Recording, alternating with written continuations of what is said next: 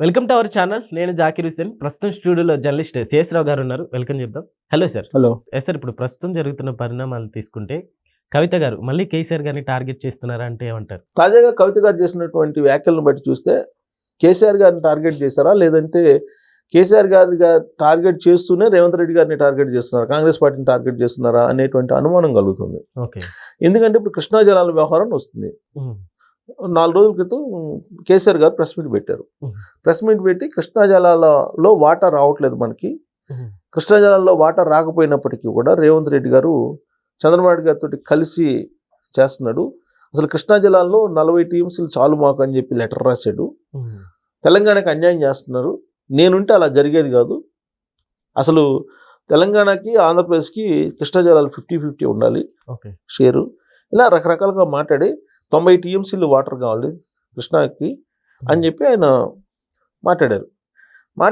అసలు కృష్ణా జలాలని ఆంధ్రప్రదేశ్కి ఇచ్చింది ఎవరు అనే దాని మీద కవిత గారు మాట్లాడారు. కవిత గారు మాట్లాడి అసలు ఇవాళ 90 టీఎంసీలు రాకపోవడానికి తెలంగాణకి కారణం ఎవరు అని అంటే కేసీఆర్ గారు అని చెప్పి. కారణం ఇది 2014 నుంచి 2023 దాకా అధికారంలో కేసీఆర్ గారు ఉన్నారు. ఆ టైంలో పాలమూరు రంగారెడ్డి పథకాన్ని కనుక పూర్తి చేసినట్టయితే 90 టీఎంసీలు వాటర్ వచ్చింది కృష్ణా జలాలు. కానీ ఇప్పటి వరకు కూడా మీరు పూర్తి చేయలేదు. ఈ ప్రభుత్వం వచ్చిన తర్వాత దాన్ని అంటే ఆల్రెడీ ఆయన టైంలో కొంత పూర్తి చేశారు, కానీ అది కాళేశ్వరం ప్రాజెక్టు కంటే ముందు ఇది కట్టినట్టయితే మీరు కృష్ణా జిల్లాల వాటా వచ్చిండేది. కాళేశ్వరం మీద పెట్టినటువంటి శ్రద్ధ మీరు కృష్ణా జలాల మీద పెట్టలేదు. కాళేశ్వరంలో అయితే ముడుపులు వస్తాయని చెప్పేసి హరీష్ రావు వీళ్ళందరూ చేశారనేది ఆవిడ ఆరోపణ. అంటే కాళేశ్వరం మీద ఎందుకు పెట్టారు శ్రద్ధ అనేది, ముడుపుల కోసం పెట్టారు అనేది ఆవిడ చేస్తున్న ప్రధానమైనటువంటి ఆరోపణ. ఓకే. పాలమూరు రంగారెడ్డి మీద ఎందుకు పెట్టలేదు అని అంటే అక్కడ 1,00,000 కోట్లు పెట్టి కడుతున్నారు కాబట్టి దీని మీద శ్రద్ధ పెట్టలేదు. అదే దీని మీద పెట్టినట్టయితే మీకు కృష్ణా జలాల్లో వాటర్ 90 టీఎంసీలు ఇప్పుడు వచ్చిండేది. ఇప్పుడు ఎలా వస్తాయి 90 టీఎంసీలు? ఇప్పుడు వచ్చింది 40 టీఎంసీలే. అది ఆల్రెడీ గతంలోనే డిసైడ్ అయిపోయింది, ఇప్పుడు అలానే ఉంటుంది అని చెప్పి ఆయన వ్యాఖ్యానిస్తూ కృష్ణా జలాల్లో వాటా తెలంగాణకి రాకపోవడానికి 2 పార్టీలు కారణం. ఒకటి బీఆర్ఎస్ పార్టీ, 2 కాంగ్రెస్ పార్టీ అని చెప్పి చెప్పింది ఆవిడ. ఓకే. కాంగ్రెస్ పార్టీ అలాగే బీఆర్ఎస్ పార్టీ 2 కారణంగానే కృష్ణా జలాలు రావట్లేదు. ఇప్పుడున్నటువంటి కాంగ్రెస్ పార్టీ కృష్ణా జలాల్లో వాటా కోసం పోరాటంలో వైఫల్యం చెందుతుంది. గతంలో ఉన్నటువంటి బీఆర్ఎస్ పార్టీ ఏమో పాలమూరు రంగారెడ్డిని సకాలంలో కట్టినందువల్ల నష్టపోయింది కృష్ణా జలాలని చెప్పి ఆవిడ కాంగ్రెస్ పార్టీని అలాగే బీఆర్ఎస్ని టార్గెట్ చేశారు. అసలు విషయాన్ని చెప్పేశారు. సేమ్ ఇలాంటి టార్గెటే గత కొన్ని రోజుల క్రితం ఆవిడ ఒక స్టేట్మెంట్ ఇచ్చారు. ఏమి ఇచ్చారు? తాను ముఖ్యమంత్రి అయితే వెంటనే గత ప్రభుత్వం మీద 2014 నుంచి ఉన్నటువంటి ప్రభుత్వం మీద ఇమీడియట్గా నేను విచారణకు ఆదేశిస్తాను అని చెప్పారు. 2014 నుంచి ఎవరున్నారు? వాళ్ళ నాన్నే కదా ఉంది, కేసీఆర్ గారే ఉన్నారు కదా. విచారణకు ఆదేశిస్తానని చెప్పి ఆవిడ చేసినటువంటి కామెంట్. అంటే ఇదంతా కూడా ఇప్పుడు కేసీఆర్ గారు ఇచ్చి ప్రెస్ మీట్ పెడితే కేసీఆర్ గారు పేరెత్తకుండానే టార్గెట్ చేశారు కృష్ణా జలాల మీద. ఆయన ఏదో నీటి యుద్ధం చేస్తాను, నేను తెలంగాణకి అన్యాయం జరుగుతుంది, నీటి యుద్ధాన్ని స్టార్ట్ చేస్తాను, పాలమూరు నుంచి స్టార్ట్ చేస్తాను, మహబూబ్ నగర్ నుంచి స్టార్ట్ చేస్తాను, ఇప్పుడున్నటువంటి ప్రభుత్వం రేవంత్ రెడ్డికి ఏం తెలుసు, వాడికి ఏం తెలుసు, వీడికి ఏం తెలుసు అన్నట్టు వాడు వీడు మాట్లాడాడు ఆయన.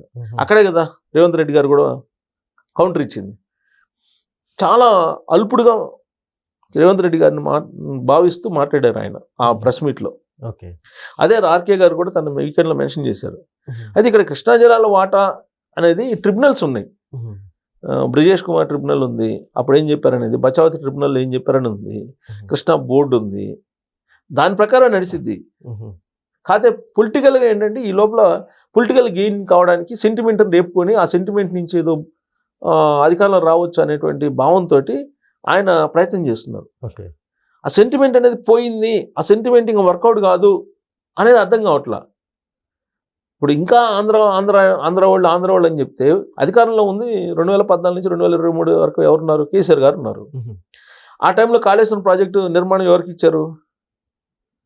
మెగా కృష్ణారెడ్డి గారికి ఇచ్చారు, మెగా కంపెనీకి ఇచ్చారు. అది ఎవరిది? ఆంధ్ర వాళ్ళది కదా.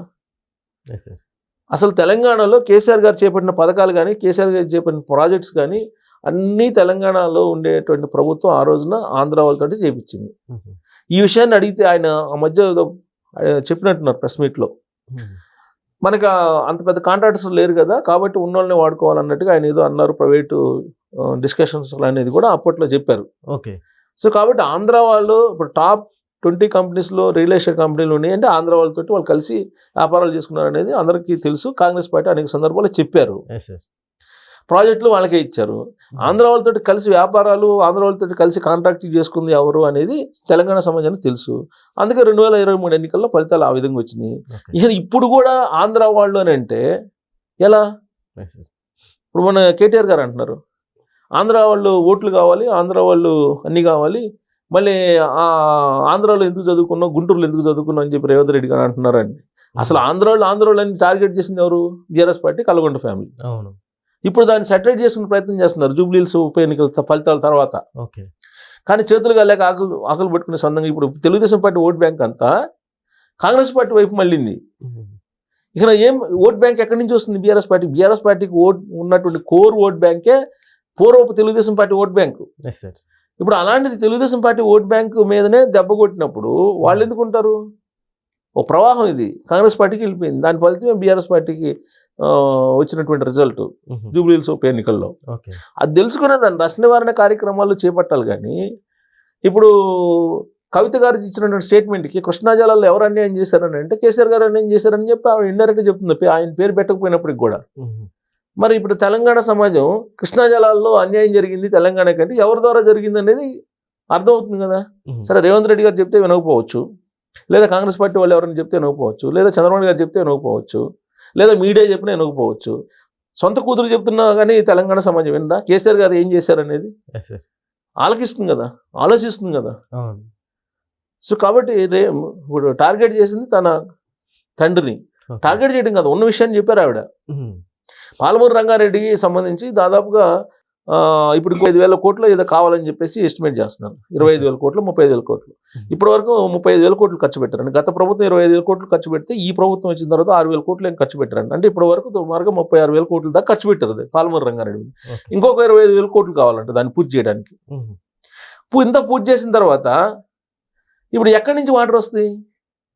90 టీఎంసీలు రావాలి. ఎక్కడి నుంచి వస్తాయి? కృష్ణా బేసిన్లో వాటర్ కొరత ఉంది. గోదావరి బేసిన్లు అయితే ఉంటాయి. కృష్ణా బేసిన్లు ఎక్కడ ఉంది? పైగా దానికి ఆర్కే తన వీకెండ్లో కూడా రాశారు ఇవాళ. ఆల్మట్టి డ్యామ్ ఎత్తిపోయింది. ఇప్పుడు తెలంగాణకి పై భాగం ఉంది ఎవరు? కర్ణాటక. దిగువ భాగం ఉంది ఎవరు? ఆంధ్రప్రదేశ్. తెలంగాణ పై భాగాన ఉంది, దిగువ భాగాన ఆంధ్రప్రదేశ్ ఉంది, పై భాగాన కర్ణాటక ఉంది. పై భాగాన నీళ్లు ఎవరు వదలాలి? ఆంధ్రప్రదేశ్ దిగువ భాగాన ఉంది. దిగువ భాగాన ఆంధ్రప్రదేశ్ వదిలితే తెలంగాణకు ఏమొస్తాయి? వాటర్ రావు కదా. అక్కడ ఆల్మట్టి డ్యామ్ ఎత్తి పెంచుతుంటే దాని మీద మాట్లాడాలి. అవును. కర్ణాటక ప్రభుత్వం కర్ణాటకలో ఆల్మట్టి డ్యామ్ కడుతున్నప్పుడు కర్ణాటక ప్రభుత్వాన్ని ప్రశ్నించాలి. కానీ కేసీఆర్ గారు ఎవరిని ప్రశ్నిస్తున్నారు? ఆంధ్ర గవర్నమెంట్ని ప్రశ్నిస్తున్నారు. దిగువన ఉన్నటువంటి ఆంధ్ర ఏం చేస్తుంది? పైనుంచి వాటర్ వచ్చేది కర్ణాటక నుంచి. కర్ణాటకను ప్రశ్నించాలి. కర్ణాటకను ప్రశ్నించుకుని ఆంధ్రను ప్రశ్నిస్తున్నారంటేనే దీన్ని రాజకీయంగా ఉపయోగించుకునేదానికి ప్రయత్నం చేస్తున్నాడు ఆయన. సో అది ప్రజలు అర్థం చేసుకుంటారు. గతంలో లాగా కాదు కదా. అప్పుడు భావోద్వేగాలు ఉంటాయి. తెలంగాణ రాష్ట్రం సాధించుకోవాలని భావోద్వేగాలు ఉన్న క్రమంలో కేసీఆర్ గారు ఏం చెప్పినా నమ్మారు. కానీ భావోద్వేగాలు లేనప్పుడు ఆలోచిస్తారు. ఇప్పుడు ఆయన చెప్తే ఏది చెప్తే అది ఇన్నే పరిస్థితుల్లో లేరు. పైగా కవిత గారికి చాలా క్లారిటీగా చెప్తున్నారు కల్వకుంట్ల ఫ్యామిలీలో ఏం జరుగుతుంది, కల్వకుంట్ల ఫ్యామిలీ మెంబర్స్ ఎవరెవరు ఏం చేశారు, వాళ్ళ ఆస్తులు ఎన్ని, వాళ్ళు నీటి విషయంలో ఏం చేశారు, ఉద్యోగాల విషయంలో ఏం చేశారు, నిధుల విషయంలో ఏం చేశారు, అన్ని క్లారిటీగా చెప్తుంది ఆవిడే. అలాంటప్పుడు తెలంగాణ సమాజం ఆలోచించదా? అవును sir. Okay sir, thank you.